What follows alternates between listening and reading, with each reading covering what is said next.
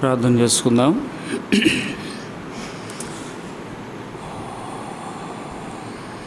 ప్రేమ కలిగిన మా తండ్రి, పరిశుద్ధుడైన ప్రభువా, మీ పాదాలకు వందనాలు స్తోత్రాలు చెల్లిస్తున్నాం. ప్రేమించి మీరు మాకు అనుగ్రహించినటువంటి ఈ యొక్క ప్రభు దినాన్ని బట్టి స్తోత్రాలు. మరోసారి వాళ్ళందరూ సజీవ లెక్కలో ఉంచి మీ యొక్క పరిశుద్ధ ఆవరణంలో చేరి మీ నామాన్ని గణపరిచే బాధ్యత ఇచ్చినందుకు వందనాలు. దయలేని తండ్రి, ప్రస్తుత పరిస్థితులలో సంఘముగా మీ ఎదుట మేము చేరాలేని పరిస్థితి అయినప్పుడు కూడా ప్రభా కొద్ది మందిముగా ఇలాగన మా తండ్రి మిమ్మల్ని స్తుతించేటువంటి కృప ఇచ్చినందుకు స్తోత్రాలు. మా పాటల సమయాన్ని దీవించుము. మా యొక్క వాక్య ధ్యానమును ప్రభా మా తండ్రి ఆశీర్వాదకరంగా మేలుకరంగా ఉండడానికి సహాయం చేయండి. మీ బిడ్డలుగా మేమందరం కలిసి మీ పరిశుద్ధ స్థలంలో గడిపే సమయం దీవెనకరంగా ఉంచండి. ఇలాగూ ప్రభా పాటల మా స్వరాన్ని మీరు ముట్టండి. పాటల ద్వారా వాద్యుల ద్వారా మీ నామానికి మహిమ తెచ్చుకునండి. ఆరాధన వర్తమానంలో ఆరాధించుటలో, బలవర్తమానంలో బలపంచుకున్నట్లో ప్రభా మా తండ్రి ప్రారంభం నుండి అంతం వరకు మీరు మాతో ఉండి మమ్మల్ని బలపరిచి నడిపించండి. ఇటువంటి గొప్ప బాధ్యత, ఆత్మీయమైన సంతోషం లోకంలో ఇంకెవరికైతే లేదో ప్రభు వారికి కూడా మీరు ప్రసాదించండి. ప్రభు దినంలోనైనా మీ యొక్క వాక్య సత్యాన్ని అనేకులు గుర్తెరగడానికి సహాయం చేయమని ప్రార్థిస్తున్నాం. ముందున్న సమయాన్ని దీవెనకరంగా ఉంచమని, చుట్టుపక్కల గ్రామాలు ప్రభు దిన పరిచర్య, అలాగే మా కేంద్ర స్థానమైన హెబ్రోను పరిచర్య మీరు జ్ఞాపకం చేసుకోమని బేతనాన్ని మీ దగ్గర స్థలకు అప్పగించుకుంటూ యేసుక్రీస్తు వారి ఘనమైన శ్రేష్టమైన నామములో స్తుతించి ప్రార్థించి అడిగి పెడుచున్నాము తండ్రి. ఆమేన్.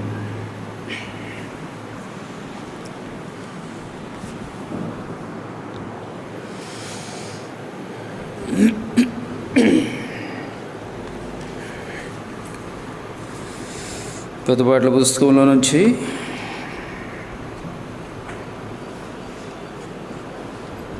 102వ పాట సంఖ్య 102. రండి బ్రదర్స్ రండి.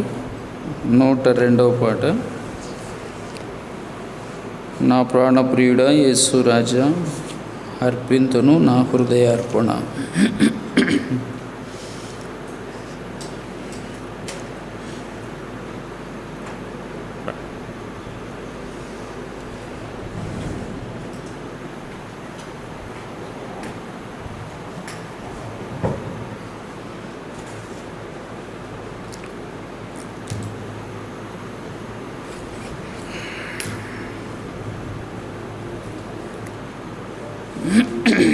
పాట సంఖ్య 102.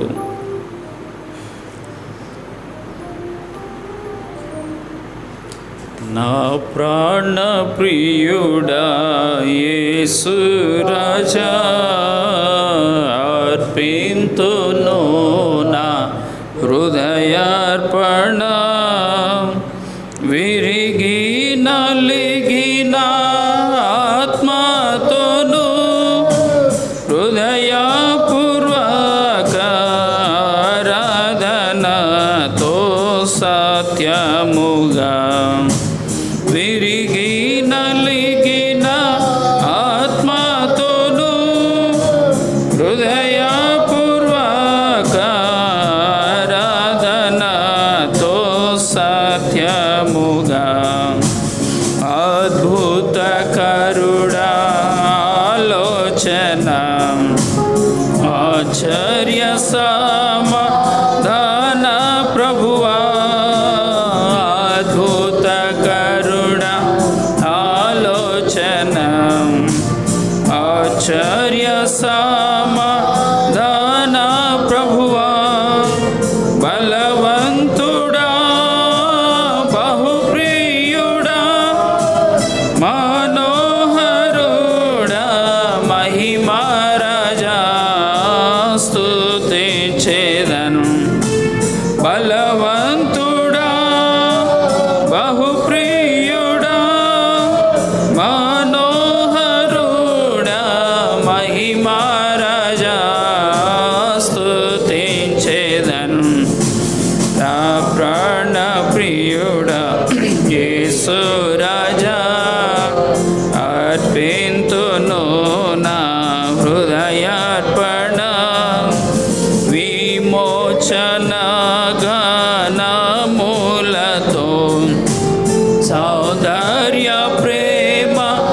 స్తుతులతో విమోచనగా నాములతో సౌందర్య ప్రేమ స్తుతులతో నమస్కరించి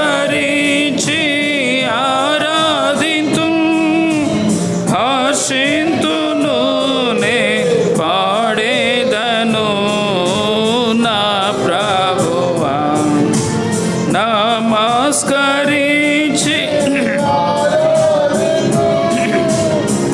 హర్షింతును నే పాడేదను నా ప్రభువా నా ప్రాణ ప్రియుడా యేసు రాజా అర్పింతును నా గర్భమున పుట్టిన బిడ్డను కరుణింపక తల్లి మరచునా గర్భమున పుట్టిన బిడ్డను కరుణింపక తల్లి మరచునా మరచిన గాని నీవే నడు మరువావు విడువవు ఎడబాయవు కరుణారాజా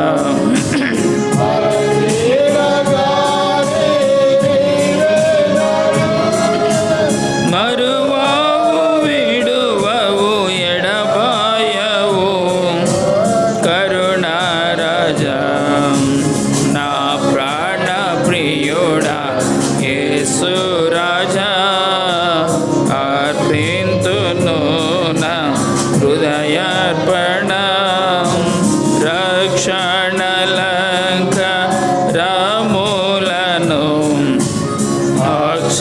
అక్షయమగుని యాహారమున్ రక్షణలంక రాములను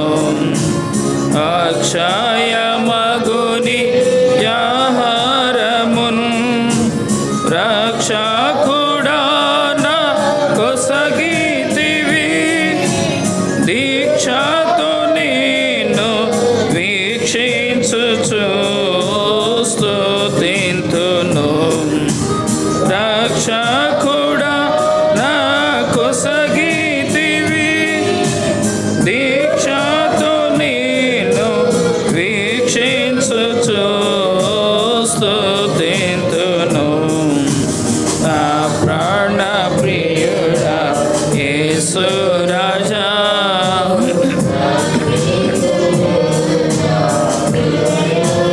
నా నీ నీతిని నీ రక్షణను నా పెదవులు ప్రకటించును నీ నీతిని నీ రక్షణను నా పెదవులు ప్రకటించును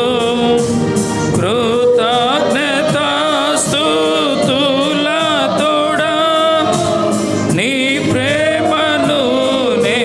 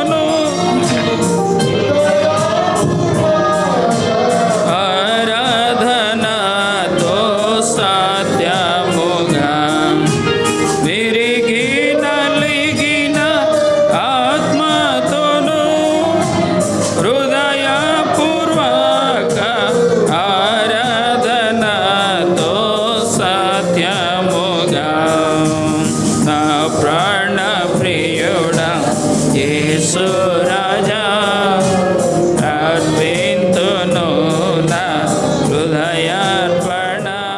ముందు దేవుని యొక్క వాక్యంలో నుంచి కొన్ని మాటలు మనం చదువుకుందాం. మీకా గ్రంథం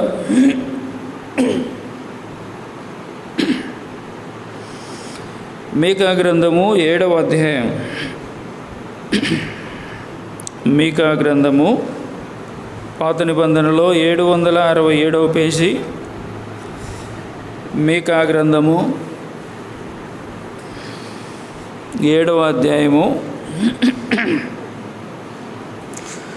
మొదటి నుంచి కొన్ని వచనాలు మనము మార్చి చదువుకుందాం. మీకా గ్రంథం 7వ అధ్యాయము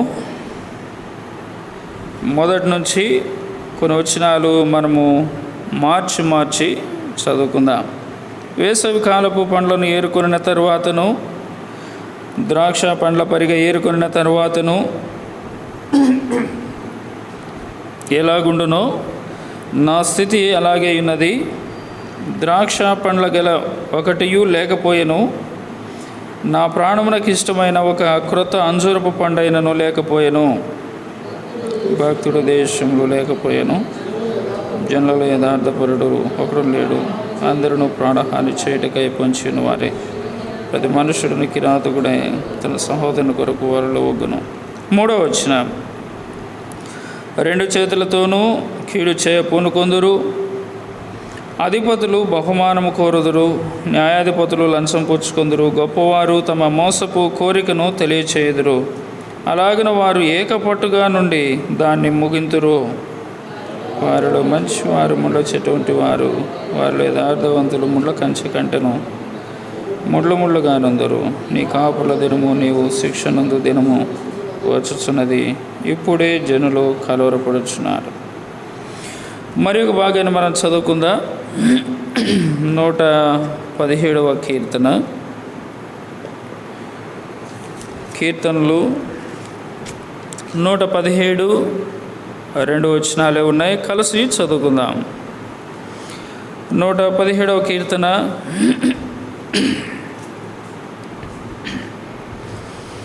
2 వచనాలు ఉన్నాయి, అందరం కలిసి చదువుకుందాం. యెహోవా కృప మన ఎడల హెచ్చుగానున్నది, ఆయన విశ్వాస్యత నిరంతరము నిలుచును. కాబట్టి సమస్త జనులారా యెహోవాను స్తుతించుడి, సర్వజనులారా ఆయనను కొనియాడుడి, యెహోవాను స్తుతించుడి. ఇది చదవబడినటువంటి ఈ వాక్య భాగము ఈ సమయంలో ఆరాధించే దాని కొరకై దేవుడు మనందరి కొరకై దీవించి ఆశీర్వదించునుగాక. ఈ యొక్క మరి వీడియో ద్వారా మనం చేసిన పరిచర్య లైవ్ కాదు కాబట్టి, ఇది ఒక వీడియోగా అందిస్తున్నాం కాబట్టి ఎక్కువ సమయం మనం కాకుండా క్లుప్తంగా మనము ధ్యానం చేసుకుంటాం. కాబట్టి ఈ సమయంలో మనం చదువుకున్నటువంటి వాక్య భాగంలోనికి మరొకసారి వద్దాం. చూడండి, మీకా గ్రంథం 7వ అధ్యాయము చదవండి. మొదటి వచనం త్వరగా. వేసవి కాలపు పండ్లను ఏరుకొనిన తర్వాతను, ద్రాక్ష పండ్ల పరిగ ఏరుకొనిన తరువాతను ఎలా ఉన్నదో నా స్థితి కూడా అలాగనే ఉన్నది.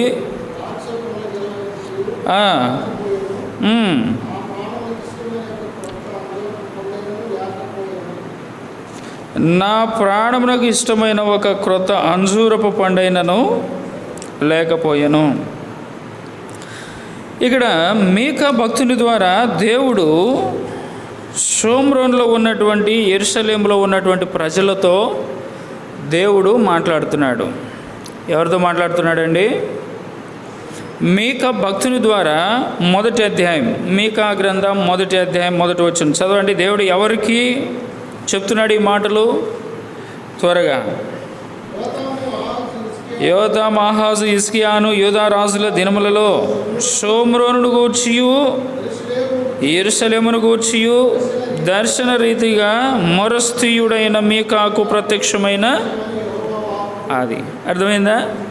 కాబట్టి ఇక్కడ మనం చూస్తే మీకా భక్తుని ద్వారా దేవుడు షోమ్రోన్లో ఉన్నటువంటి ప్రజలకు, అలాగే యెరూషలేములో ఉన్నటువంటి ప్రజలకు దేవుడు దర్శన రీతిగా మీకాకు ప్రత్యక్షమై సెలవిచ్చిన మాటలు ఇప్పుడు మనం చదువుకున్నాం. అయితే ఇక మీకా గ్రంథం మరి క్రీస్తు పూర్వం దాదాపుగా 700 సంవత్సరాల క్రితము రాయబడుతూ వచ్చినటువంటి గ్రంథం ఇది. ఆ తర్వాత మీకా అనేటువంటి మాటకు అర్థం ఏంటి అని అంటే, మరి జన్మించిన వాడు అనేటువంటి మాట అనేకమైనటువంటి తలంపులు ఉన్నాయి. అయితే ఇక్కడ మనము భాగం ఇది కాదు, కానీ మనం చదువుకున్నటువంటి 7వ అధ్యాయంలోకి వస్తాం. ఇప్పుడు చూడండి, ఎవరికి రాశారని చదువుకున్నామండి? షోమ్రోన్లో ఉన్నటువంటి ప్రజలకు, యెరూషలేములో ఉన్నటువంటి దేవుని ప్రజలైనటువంటి వారికి మీకా భక్తుని ద్వారా దేవుడు తెలియజేసినటువంటి మాటలు. ఏమని తెలియజేస్తున్నాడు? ఇప్పుడు మీకాతో చెప్తున్నాడు, అయా నా ప్రజలైనటువంటి వారిని నేను చూస్తే వారి యొక్క ఆత్మీయ స్థితి ఎలా ఉంది, వారి యొక్క భక్తి ఎలా ఉంది అని అంటే, చదవండి. ఇక్కడ మనం చూస్తే 7వ వచనంలో చదవండి. వేసవి కాలపు పండ్లను ఏరుకున్న తర్వాత ద్రాక్ష పండ్ల పరిగా ఎలా ఉంటుందో నా స్థితి ఎలా ఉంది అంటే, దీని అర్థం ఏంటి? వేసవి కాలం పండ్లు ఏరుకున్న తర్వాత అంటే, వేసవి కాలం ఏ పండ్లు ఉంటాయి? ఉదాహరణ మనం చూస్తే మామిడి పళ్ళు ఉంటాయేమో కదండి. ఏరుకొనిన తర్వాత చెట్టు కింద ఎట్లా ఉంటుంది? ఏమీ ఉండదు. తర్వాత ఏమంటాడు? ద్రాక్ష పండ్ల పరిగ ఏరుకొనిన తర్వాత, ద్రాక్ష కోత కాలం వచ్చినప్పుడు అవి కూడా పరిగ ఏరుకున్న తర్వాత కోత కోస్తారు, కోత తర్వాత పరిగా ఏరుతారు కదా. ఏరిన తర్వాత ఎలా ఉంటుందండి? ఏమీ ఉండదు. అయితే ఇక్కడ దేవుడు అంటాడు, చదవండి అక్కడ మాట, వారి యొక్క పరిస్థితి చదవండి. నా పరిస్థితి కూడా అలాగనే ఉన్నది. ద్రాక్ష పండ్ల గెల ఒకటియు లేదు, నా ప్రాణమునకు ఇష్టమైన క్రొత్త అంజూరపు చెట్టు పండైనను లేకపోలేదు. దేవుని యొక్క ప్రాణానికి ఇష్టమైనటువంటిది ఏంటంట?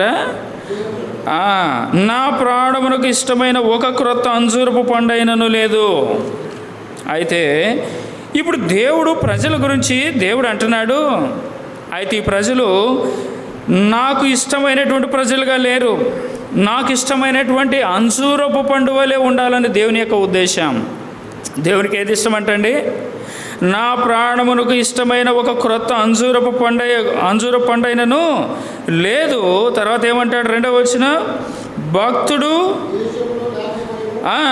దేశంలో భక్తుడు అనేటువంటి వాడు లేడంట, జనుల యథార్థపరుడు లేడంట, అందరూ ప్రాణహాని చేయుటకై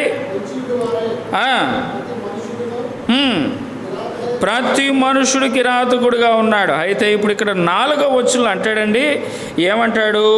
వారిలో, షోమ్రోన్లో ఉన్నవాళ్ళు, యెరూషలేములో ఉన్నవాళ్ళు, దేవుని యొక్క ప్రజలైనటువంటి వారు, వారిలో ఏంటంటే 4వ వచనం, మంచి వారు ఉన్నారు కానీ ముళ్ళ చెట్టు వంటి వారుగా అవుతూ వచ్చారు. సరే, ఒక మాట నేను ఈ మాటలోకి వెళ్ళబోయే ముందు ఒక 3 తలంపులు జ్ఞాపకం చేయాలని ఆశపడుతున్నాను.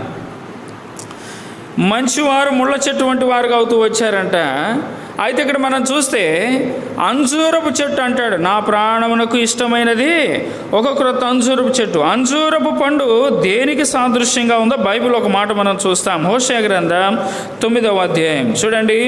హోషేయ గ్రంథము 9వ అధ్యాయం 748వ పేజీ ప్రక్కనే పాత నిబంధన గ్రంథంలో 748వ పేజీ.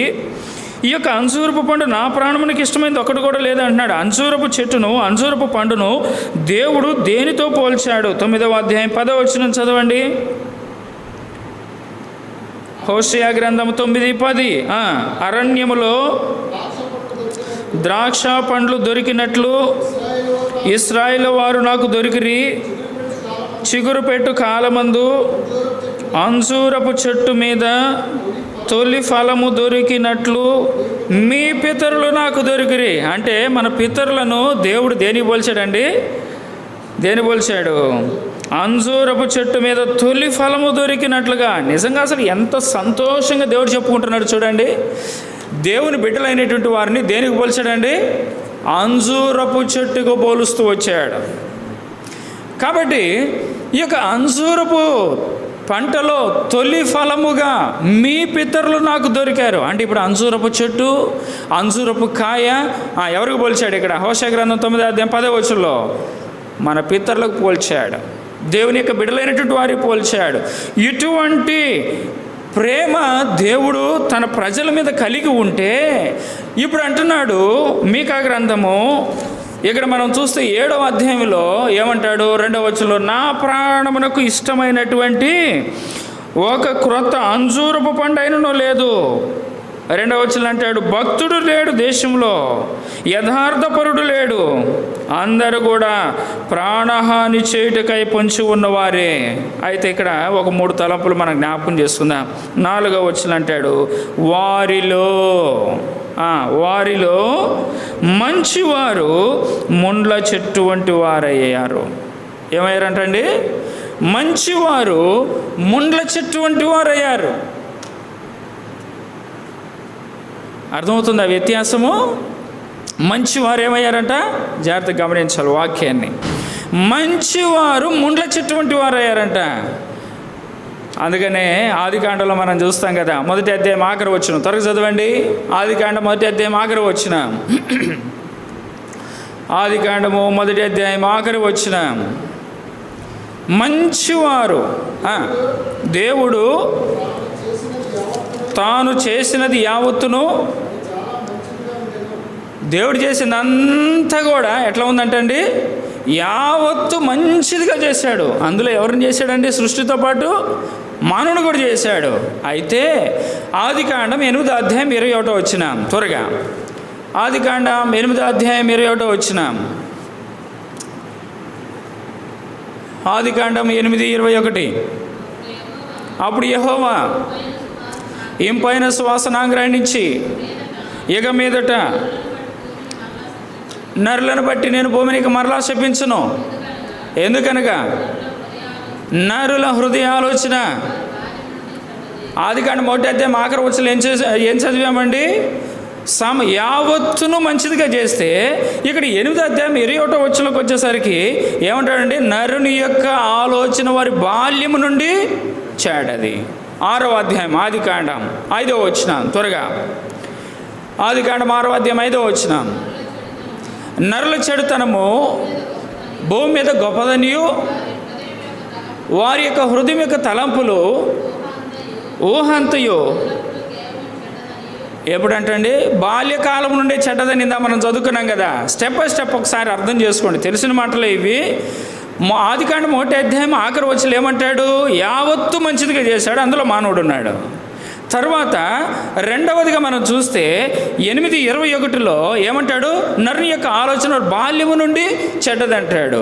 ఇప్పుడు 3వదిగా మనం చూస్తే నరుల యొక్క హృదయ ఆలోచన కేవలము బాల్యము నుండి కాదు, ఎల్లప్పుడూ చెడ్డది. అర్థమైందా? తెలిసిన మాటలే కానీ దాన్ని మనం చక్కగా ఒకదాని తర్వాత ఒకటి అర్థం చేసుకోవడానికి ప్రయత్నం చేస్తే దేవుడు నిజంగా మానవుని పట్ల ఎంత భారం కలిగి ఉన్నాడు చూడండి. అందుకని మనం చదువుకున్న మీకా గ్రంథం 7వ అధ్యాయం 4వ వచనంలో, ఇప్పుడు నేను మంచివానిగా చేస్తే వీళ్ళందరూ ఏమైపోయారంట? బాల్యము నుండే చెడ్డవారయ్యారు, కేవలము ఎల్లప్పుడూ చెడ్డవారు. అయితే ఇక్కడ మనం చూస్తే మంచివారు ఏమయ్యారంటండి? ముళ్ళ చెట్టు వంటి వారు. మీకా గ్రంథంలోకి రండి. 7వ అధ్యాయము. మంచివారు ముళ్ళ చెట్టు వంటి వారయ్యారు అనే దాన్ని మనం చూస్తున్నాం కదా. ఈ ముళ్ళ చెట్టు వంటి వారుగా అయితే దేవుడు ఏం చేస్తూ వచ్చాడు? ముళ్ళ చెట్ల వంటి వారికి ఉండేటువంటి స్వభావం ఏంటి? చిన్న ఉదాహరణ జ్ఞాపకం చేసుకుందాం. సామెతల గ్రంథం 22వ అధ్యాయం. ముళ్ళ చెట్టు వంటి వారుగా ఉండేటువంటి వారికి ఉండేటువంటి స్వభావం ఎట్లా ఉంటుందో జ్ఞాని అయినటువంటి సొలొమోను రాస్తూ వచ్చాడు. 22వ అధ్యాయము 5వ వచనం చదవండి. సామెతలు 22:5. ముండ్లును ఉరులును మూర్ఖుల మార్గములో ఉన్నవి. మూర్ఖుల మార్గములు ఏమున్నాయంట? ఉరులు ఉన్నాయంట, ఇంకోటి ఏంది? ముళ్ళు. ఇప్పుడు మనకు కావాల్సింది ఏంటండి? ముళ్ళు.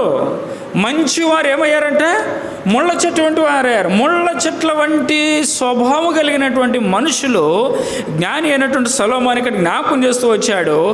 ముళ్ళ చెట్ల వంటి వారుగా అక్కడ ఏమంటాడండి, రెండవదిగా ఉరులుగాను ముళ్ళుగాను మూర్ఖుల మార్గంలో ఉంటాయంట. అంటే ఇప్పుడు మూర్ఖుల యొక్క మార్గము ఎటువంటిదంట? ముళ్ళది. ముళ్ళ మార్గం ఎవరిదంట? మూర్ఖులది. కాబట్టి మూర్ఖులు ఉండేటువంటి మార్గము ముళ్ళ మార్గం.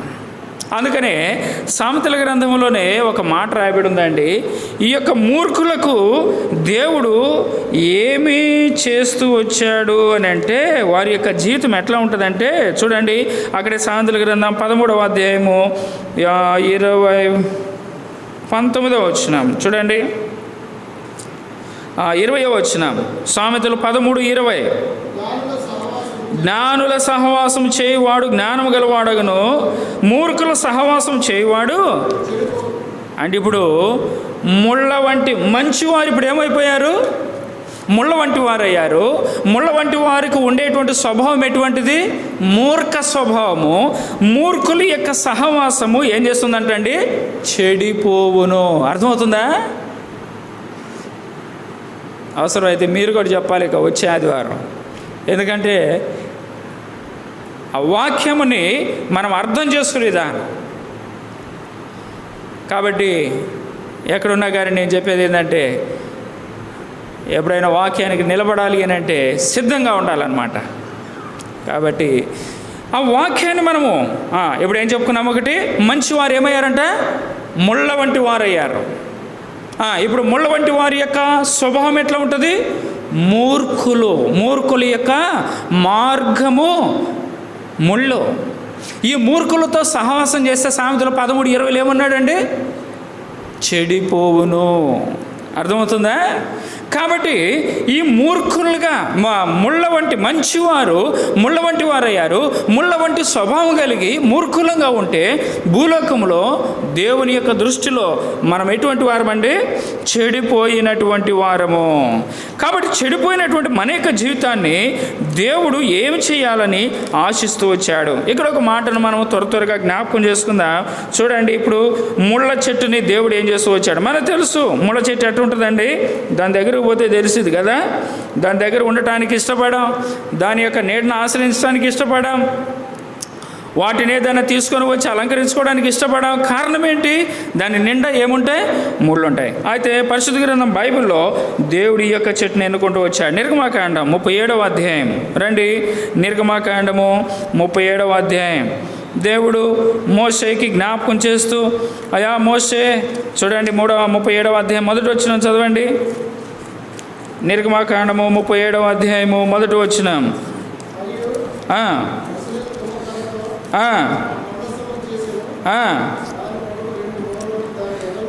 ఏం చేశాడంటండి? తుమ్మకర్రతో ఒక మందసాన్ని చేశాడు. 10వ వచనం అక్కడే.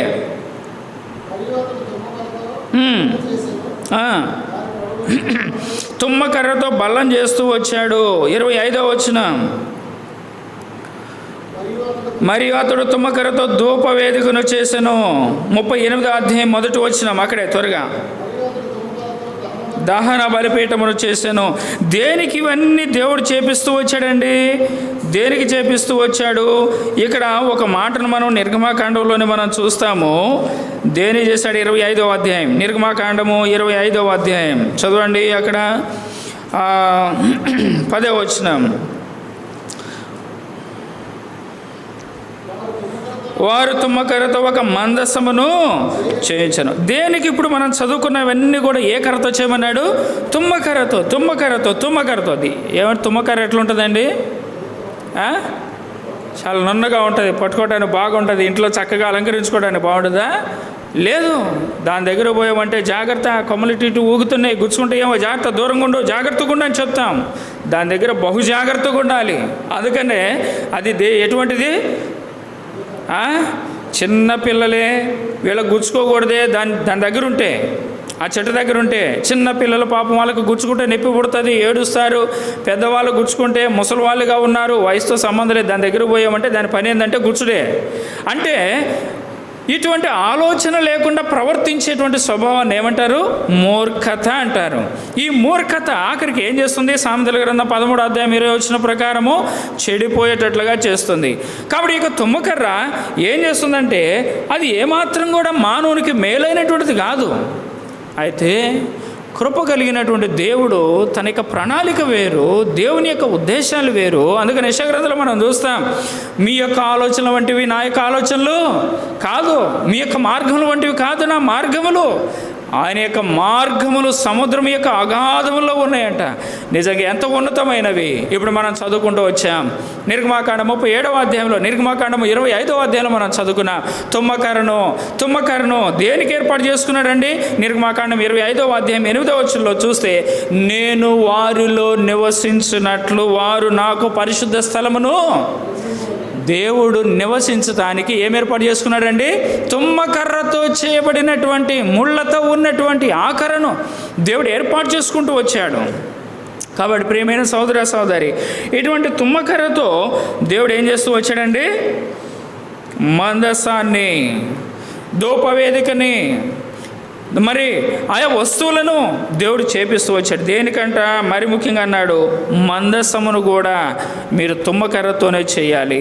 చెప్పిన తర్వాత దేనికి చెప్పాడండి ఆ మాట? నేను మీలో నివసించున్నట్లు.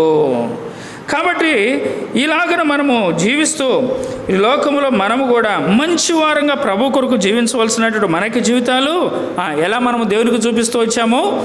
ముళ్ళ చెట్టు వంటి వారంగా మనం దేవునికి చూపిస్తూ వచ్చాం. అందుకని అంటాడు, షోమ్రోలో ఉన్న ప్రజలారా, యెరూషలేములో ఉన్నటువంటి ప్రజలారా, మీరు మంచివారుగా నేను ఉండాలనుకున్నాను, కానీ మీరు ఎలా కనపడ్డారు? 7వ అధ్యాయం 4వ వచనంలో, వారిలో మంచివారు ముళ్ళ చెట్టు వంటి వారయ్యారు. నేను సమస్తాన్ని మంచిగా చేశాను. బాల్యకాలము నుండి వారు ఏం చేస్తూ వచ్చారు? ఆదికాండం 8:21లో ఏం చేస్తూ వచ్చారంట? వారి బాల్యము నుండి వారి యొక్క హృదయ ఆలోచన చెడ్డదన్నాడు. తర్వాత 6వ అధ్యాయం 5వ వచనంలో కేవలం ఎల్లప్పుడూ మంచివారుగా ఉండాలి అని అనుకుంటే ముళ్ళ చెట్టు వంటి వారుగా, ఇదే పాపపు జీవితానికి సాదృశ్యం, లోకానికి సాదృశ్యం. ప్రియమైన సోదర సోదరి, ఈనాడు మన యొక్క జీవితంలో కూడా తుమ్మకర్ర వంటి జీవితం, ముళ్ళ వంటి జీవితం, దీనిని కృప కలిగినటువంటి దేవుడు అంటున్నాడు. అది ఏ మానవుడికి పనికిరాటలేదా? ఏ మనుషుడికి పనికిరాటలేదా? లోకానికి పనికిరాటలేదా? దాన్ని చూసి ఎవరు ఇష్టపడలేదా?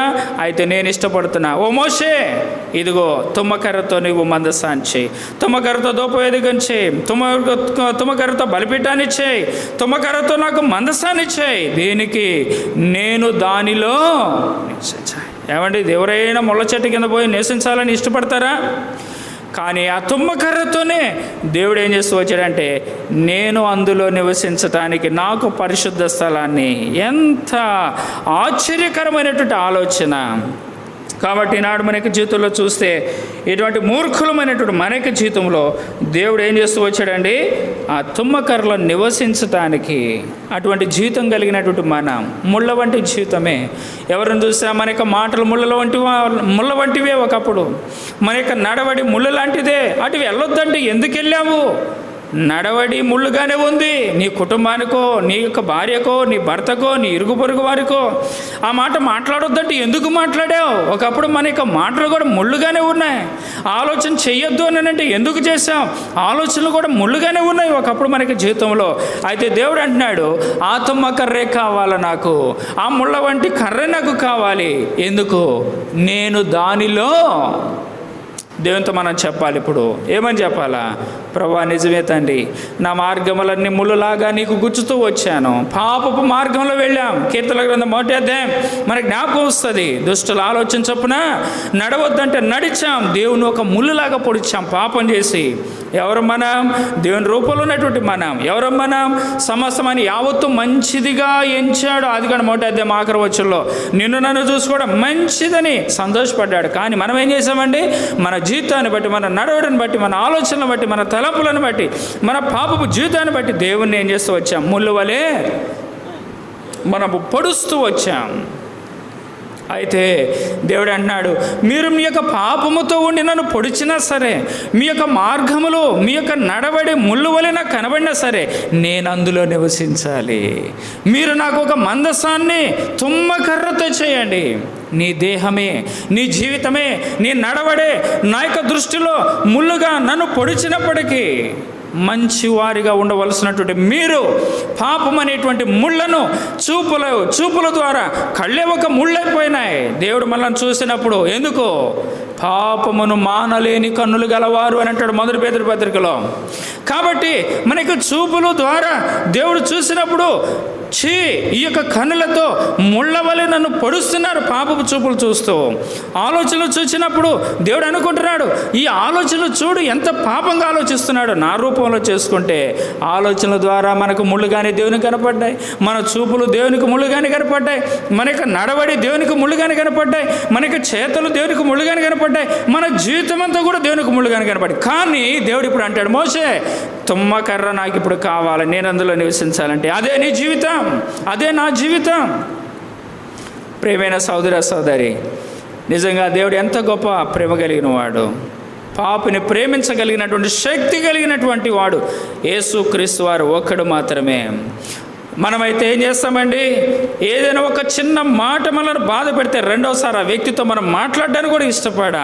ఎన్నో పాపాలు తుమ్మకర్ర వలె, తుమ్మ చెట్టుకున్నట్టుగా ముళ్ళు మన యొక్క దేహం అంతా, మన ఆలోచనలంతా, మన యొక్క జీవితం అంతా ఎటు చూసినా తుమ్మకర్ర వలె, ముళ్ళు వలె మనము దేవుని యొక్క దృష్టిలో పాపం చేసి పొడుస్తూనే ఉన్నాం. కానీ దేవుడు అంటున్నాడు, నేను అందులో నివసించాలి, ఈ దేహంలో నివసించాలి, ఈ మనిషిలో నివసించాలి, ఈ సహోదరుల్లో నివసించాలి, ఈ పురుషుల్లో నివసించాలి, ఈ స్త్రీలో నివసించాలి, ఈ బాలుల్లో నివసించాలి, ఈ యవనస్తుల్లో నివసించాలి, ఈ పాపములో నేను నివసించాలి.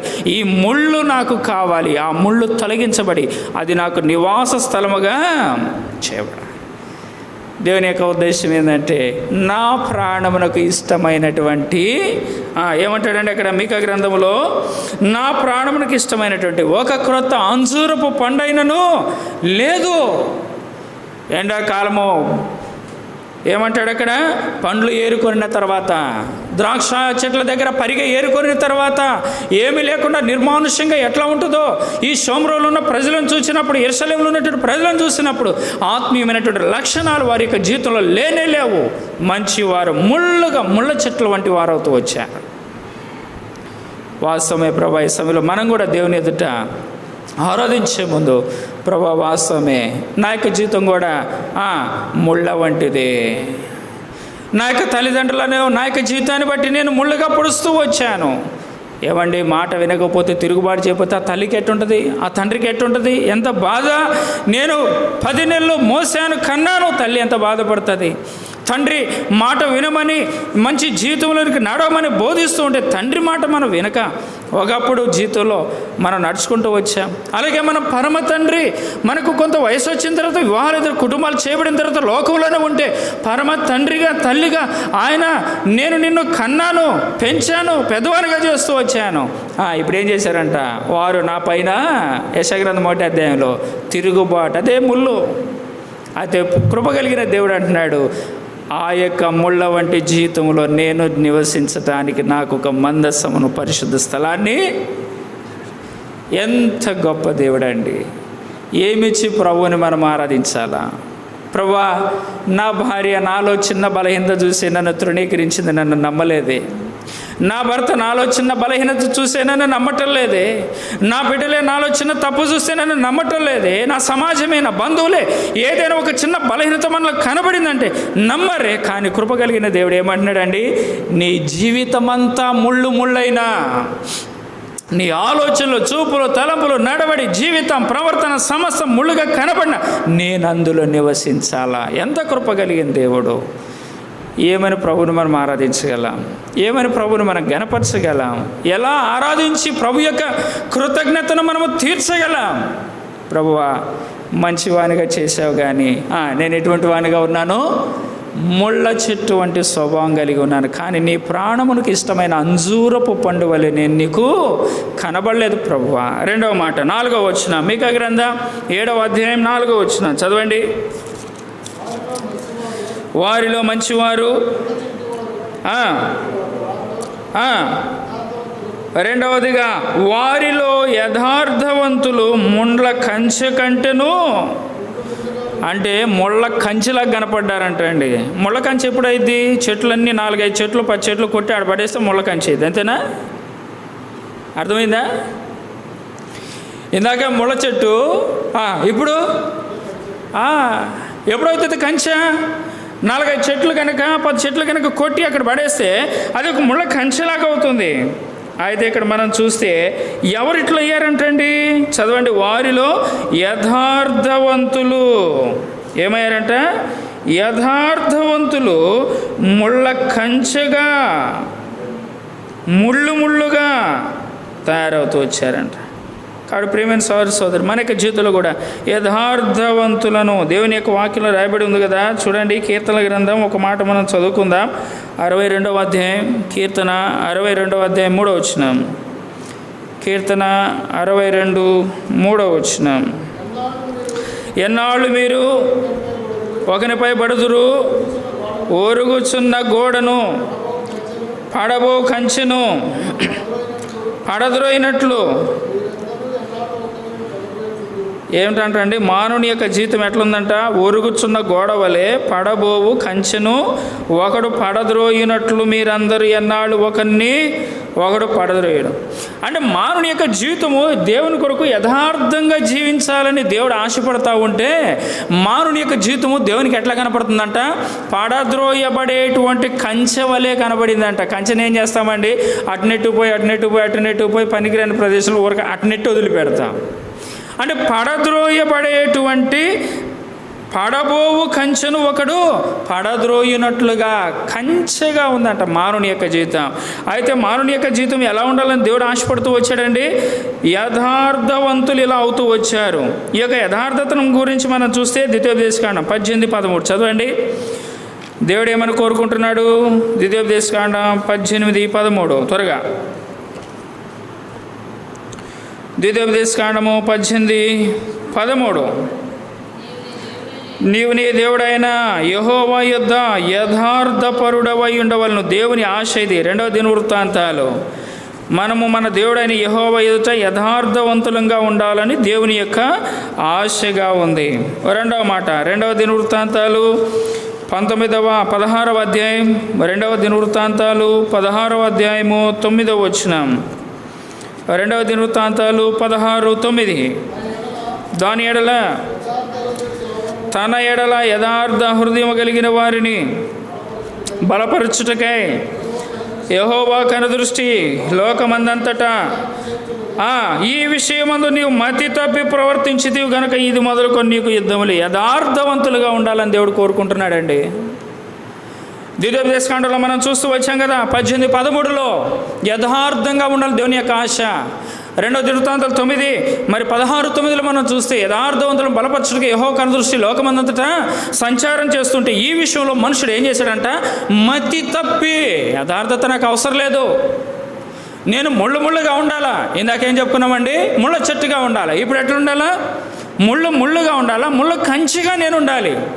అలాగున మానవుడు దేవుని యొక్క దృష్టిలో నుండి యథార్థతలో నుండి తప్పిపోయారు. దేవుని యొక్క ఆశ ఏంటి? యథార్థవంతులుగా ఉండాలి. యథార్థవంతుల కొరకు యెహోవా కనుదృష్టి వెతుకుతూ వచ్చింది. 3వ మాట మనం చూస్తే ఈ విషయంలో మానవుడు ఏం చేస్తూ వచ్చాడంట? మతి తప్పి ప్రవర్తించాడంట. యథార్థంగా ప్రతి ఎలాగండి? ఏమండి? కొంతమంది మందిరాన్ని రమ్మనంటే రక్షణ పొందండి, మారుమనసు పొందండి, బాప్తిసం తీసుకోండి అని అంటే, ఏమండి చర్చికి వస్తే యథార్థంగా ఉండాలండి, చక్కగా ఉంటేనే రావాలండి, లేకపోతే రాకూడదండి. సరే రావచ్చు కదండి అని అంటే, అమ్మో యథార్థంగా ఉండాలి అని అంటే నేను లోకంలో బ్రతకలేనండి. మరి ఏం చేయాలా? యథార్థతను విడిచిపెట్టాలా. దేనికి? బ్రతకటానికి, భోజనం కొరకు, సంపాదన కొరకు, డబ్బు కొరకు, దేని కొరకు? యథార్థతను వదిలిపెట్టారంట. ఈ విషయం దేవుని వాక్యం స్పష్టంగా చెప్తుంది. మతి తప్పి ప్రవర్తిస్తున్నారంట. ప్రియమైన సోదరి, నీ జీవితంలో నా జీవితంలో మనం కూడా ఒకప్పుడు యథార్థత విషయంలో మనం కూడా ఏం చేసామండి? మతి తప్పి ప్రవర్తిస్తూ వచ్చాం. యథార్థతను మనము కోల్పోతూ వచ్చాం. ఈ యొక్క యథార్థతను కోల్పోతూ మనము జీవిస్తూ వస్తే ఆ ముళ్ళ కంచెవగా మనము దేవుని యొక్క దృష్టిలో కనబడుతూ ఉంటే దేవుడు ఏం చేశాడు? నిర్గమాకాండం 3వ అధ్యాయం, మన పరిచయమైనటువంటి చిన్న భాగాన్ని చదువుకుందాం. నిర్గమాకాండం 3వ అధ్యాయం 1-2 వచనాలు చదవండి త్వరగా. ముళ్ళ కంచెగా మనము యథార్థవంతులు ముళ్ళ కంచెగా ముళ్ళ కంచెగా ఉంటూ వచ్చారంట. అయితే దేవుడు అంటున్నాడు యథార్థంగా ఉండండి అని దేవుడు కోరుకుంటా ఉంటే ముళ్ళ కంచెగా మనం జీవిస్తూ వచ్చాం. దీని కొరకు దేవుడు ఏం చేశాడు? చదవండి నిర్గమాకాండం 3వ అధ్యాయం 1-2 వచనాలు. మోషే మిద్యాను యాజకుడైన యిత్రో అను తన మామ మందను మేపుచు ఆ మందను అరణ్యం అవతలకు తోలుకొని దేవుని పర్వతమైన హోరేబులోనికి ఒక పొద నడిమి అగ్నిజ్వాలలో ప్రత్యక్షమయ్యాడు. అతడు చూసినప్పుడు ఆజ్ఞ వల్ల పొద మండుచుండిన కానీ ఆ పొద ఏం కాలేదంటండి, కాలిపోలేదు. ఆ పొద ఎలా కాలిపోవటం? పొద ఏంటంటే అది పొద. ఆ పొదలో ఏముందంటండి? అగ్ని మండుచున్నది కానీ అది కాలిపోవటం లేదు. అగ్ని వలన ఆ పొద మండుచున్నది కానీ పొద కాలిపోవడం. ఏమంటే పొద అంటే ఏముంటాయండి? పనికిరా చెట్లు, ముళ్ళు అన్నీ ఉంటాయి. అది మండుతుందంట. అక్కడ అగ్ని మండుతూ వచ్చిందంట. ఎవరండి ఆ యొక్క అగ్ని? మోషేని సరిచేయటానికి యథార్థంగా నువ్వు ఉండు, నేను ఇశ్రాయేలు ప్రజలపైన నిన్ను నాయకుడిగా చేయాలి అంటే దేవుడు మోషే ఏం చేశాడు? యథార్థతను విడిచిపెట్టాడు. ఏం చేశాడు? నరహంతకుడిగా దేవుని యొక్క దృష్టిలో కనబడ్డాడు, పారిపోయాడు. దేవుని యొక్క ఉద్దేశాలు ఉండాలా? ఒక మంచివాడిగా ఉండాలి, యథార్థవంతుడిగా దేవుని యొక్క దృష్టిలో దేవుని యొక్క ప్రణాళికలో ఉండి యథార్థంగా నడుచుకోవాలి. అయితే నరహత్య చేశాడు, పాపం చేశాడు. ఇప్పుడు దేవుని యొక్క దృష్టిలో ఏమైపోయాడండి? ముండ్ల కంచె కంటే ముళ్ళుగా తయారవుతూ వచ్చాడు మోషే నీ పట్ల నేను ఉంచిన ఉద్దేశం ఏంటి? మోషే నువ్వు చేసిన కార్యం ఏంటి? దేవుని యొక్క హృదయానికి, దేవుని యొక్క ఆలోచనలకు, దేవుని యొక్క స్వభావానికి ఆయన ముళ్ళ కంచెగా ముళ్ళుగా కనబడుతూ వచ్చింది మోషే యొక్క జీవితం. అయితే ఆ యొక్క జీవితంలో నుండి ఇప్పుడు నేను నిన్ను విడిపించాలి. అటువంటి జీవితమే నీది నాది కూడా. లోకంలో పాపంలో ఉండినప్పుడు, దేవునికి దూరంగా ఉండినప్పుడు, అయితే కంచెలో దేవుడు అగ్ని చేత మోషేతో మాట్లాడుతూ వచ్చాడు. నిజంగా ఆ యొక్క కంపలో ఏమంటాడండి? అక్కడ ఆ యొక్క ఏమన్నాడు? అక్కడ ఏమని రాయబడి ఉంది? పొద, ముళ్ళ చేత నింపబడినటువంటి ఒక పొద. ఆ పొదలో అగ్ని మండుతుందంట, కానీ అవి మాత్రం కాలిపోటలా. ఎంత ప్రేమ అండి! అవి ఎందుకు కాలిపోటలా? అవి అక్కడ కాలిపోయినాయి అనుకో, దేవుని యొక్క ఉద్దేశాలు మానవుని యొక్క జీవితంలో నెరవేర్చబడవని దేవుని యొక్క ఆశ. అవి కాలిపోకూడదు. అవి ముళ్ళుంటే ఉండొచ్చు, అవి కంపగా ఉంటే ఉండొచ్చు, కానీ అవి మాత్రం కాలిపోకూడదు. అవి మానవుని యొక్క జీవితాన్ని చూపిస్తున్నాయి. ప్రియమైన సోదర సోదరి, ఇలాంటి యొక్క జీవితంలో, నా యొక్క జీవితంలో అటువంటి జీవితంతో ఉంటే దేవుడే ఇప్పుడు ఆ యొక్క ముళ్ళ కంచెలో కనుక అగ్ని ఆ విధంగా మండుతూ ఉంటే అవి కానీ కాలిపోవట్లేదు, కానీ ఈ యొక్క అగ్ని ఏమైపోయిందండి? ఆలోచిస్తున్నారా? అగ్ని ఏమై ఉంటుంది? ఇప్పుడు ఇక్కడ ఒక కంప ఉంది, అగ్ని పెట్టాము, మంట పెట్టాము, అవి కాలిపోటలా, కానీ అగ్ని ఏమవుతుంది? ఏ మంట దగ్గర అయితే, ఏ పుల్ల దగ్గర అయితే ఇట్లా వచ్చిన చోట ఏమవుతుందండి? ఆ యొక్క ముళ్ళ దగ్గరకు వచ్చినప్పుడల్లా, ఆ కంప దగ్గరకు వచ్చినప్పుడల్లా, అడ్డం వచ్చిన చోటనెల్లా మానవుని యొక్క జీవితం ఎక్కడైతే వ్యతిరేకంగా వస్తుందో అక్కడ మానవుడే పశ్చాత్తాపడాలా, అక్కడ మానవుడే గాయపరచబడాలా, పాపపు జీవితాన్ని బట్టి మానవుడే మరణించాలా, మానవుడే పవిత్రుడిగా చేయబడాలి. కానీ ఇది మానవుని వల్ల కాదు, దేవుడే చీలిపోతూ వచ్చాడు. తండ్రి అయిన దేవుడు ఆ యొక్క ముళ్ళ కంపలో ప్రత్యక్షమై మానవుడు గాయపరచబడవలసి ఉంటే ఆయనే అగ్ని ముళ్ళను మాత్రము కాల్చవద్దు, నేనే కాలిపోతా, నేనే విభజింపబడతా, నా శరీరమే చీల్చబడుతుంది, నేనే గాయాలు చేయబడతా, నేనే విడిపోతా, నేనే చీలిపోతా. నీ కొరకు, నా కొరకు ముళ్ళ వంటి, కంచె వంటి, కంప వంటి, ఆ యొక్క పొద వంటి జీవితం మనదైతే కృపగలిగిన దేవుడు ఆయనే చీల్చబడుతూ వచ్చాడు, అగ్ని చీల్చబడినట్లుగా. ఇటువంటి ప్రేమను చూపించి మరలా నిన్ను నన్ను ఏం చేస్తూ వచ్చాడండి? యథార్థవంతులుగా చేస్తూ వచ్చాడు. మరి ప్రాముఖ్యంగా అక్కడ మనం జ్ఞాపకం చేసుకోవాలి. 2వ వచనంలో ఏమంటాడంటే, అక్కడ నా ప్రాణమునకు ఇష్టమైనటువంటి అంజూరపు పండు వలె దేవుడు చేసుకుంటూ వచ్చాడు. ఎందుకు మనం దేవుణ్ణి స్తుతించాలి. సమయం అయిపోతుంది. ఇంకొక మాటను మనం జ్ఞాపకం చేసుకొని ముగించుకుందాం. చూడండి, చదవండి. అక్కడే 4వ వచనం, మీకా గ్రంథం 4వ అధ్యాయం 7వ అధ్యాయం 4వ వచనం. వారిలో యథార్థవంతులు ముండ్ల కంచె కంటెను ముండ్లుగా చేయబడుతూ వచ్చారు. క్షమించండి, 2వ వచనం చదవండి. ఇప్పుడు అక్కడ 3వ తలంపును మనం జ్ఞాపకం చేసుకుందాం. భక్తుడు దేశంలో లేకపోయేను, జనులలో యథార్థపరుడు ఒకడు లేడు, అందరూ ప్రాణహాని చేయుటకే వచ్చి ఉన్నవారంట. ఏంటంటే అందరూ ప్రాణహాని చేటుకై పొంచి ఉన్నవారే. ఆ తర్వాత ప్రతి మనుషుడు, ఇది చాలా భయంకరమైనటువంటి మాట అండి. ఏందది? ప్రతి మనుషుడు కిరాతకుడు అవుతూ వచ్చాడంట. కిరాతకుడు అంటే అర్థం ఏందండి? వాడికి అసలు ఏమాత్రం కనికరం ఉండదు. కొన్నిసార్లు మనం న్యూస్ పేపర్లో చదువుతాం, అత్యంత కిరాతకంగా నరికారండి, చంపారండి అని మనం చదువుతాం. కిరాతకుడు అంటే వారికి ఏమాత్రం దయ, జాలి, కనికరం ఉండనే ఉండదు. వాడు అనుకున్న పని చేయాలా. ఏ పని చేస్తాడండి? మేలు అనేటువంటిది పొరపాటును కూడా చేయడు కిరాతకుడు. ఏం చేస్తాడండి? గాయపరచటమా, ఆ రక్తం కార్చటం, దుఃఖపెట్టడం, కలవర పెట్టడం, అవసరమైతే మరణానికి కూడా కిరాతకుడు అప్పగించటానికి ఏమాత్రం వెనుకంజ వేయడు. అయితే ఇక్కడ అంటున్నాడు, దేశములో మనుషులు ఏమయ్యారంట? కిరాతకులు అవుతూ వచ్చారు. చూడండి, మత్తయి సువార్త 27వ అధ్యాయం 27వ వచనం. మత్తయి సువార్త 27వ అధ్యాయం 27వ వచనం. అప్పుడు అధిపతి యొక్క సైనికులు యేసును అధికార మందిరంలోనికి తీసుకొని పోయి 28వ వచనం, వస్త్రం తీసివేశారు, ఎర్రని వస్త్రం తొడిగించారు. 29వ వచనం, ముళ్ళ కిరీటం వల్లారు, అతని తలకు పెట్టారు, రెల్లు తీసుకున్నారు, అని చేతులు పెట్టారు, యూదులందరూ శుభమని చెప్పి ఆపోషించారు. 30వ వచనం, ఉమ్మి వేశారు. ఆ తర్వాత 30వ వచనం, తల మీద కొట్టారు. 31వ వచనం, ఆయన అపహసించారు, అంగిని తీసివేశారు, వస్త్రాలు లాక్కున్నారు, సిలువకు ఆయనను తీసుకొని పోయిరి. 31వ వచనం. ఏమండి, వీరికి ఏమైనా కనికరం ఉందా?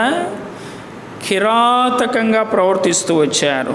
అప్పుడు మన యొక్క జీవితంలో కూడా పాపములో, లోకములో దేవునికి దూరంగా ఉండి మనం కూడా యేసుక్రీస్తు వారిని, ఆయన్ను తల మీద కొట్టినటువంటి వారం, ముళ్ళ కిరీటం ధరింపజేసినటువంటి వారం, ఆయన మనము చిత్రహింసలు పెట్టినటువంటి వారం మన పాప జీవితాన్ని బట్టి. యెషయా గ్రంథంలో మరొక మాట కూడా మనం చూస్తాము రండి.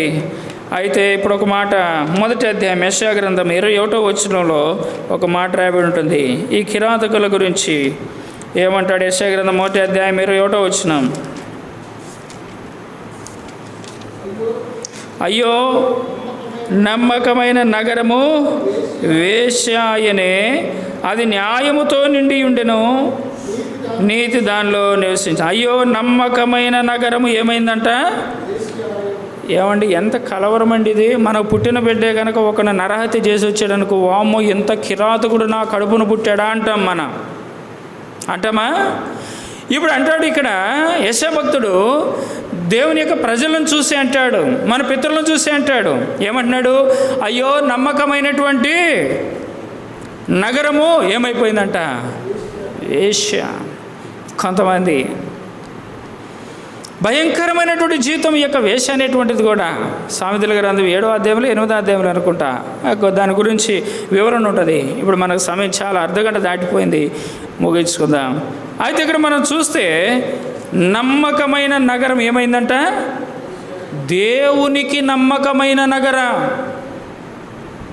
దేవుని యొక్క దృష్టిలో మంచివారు ముళ్ళ చెట్టు వంటి వారయ్యారు, యథార్థవంతులు ముళ్ళ కంచె వంటి వారయ్యారు.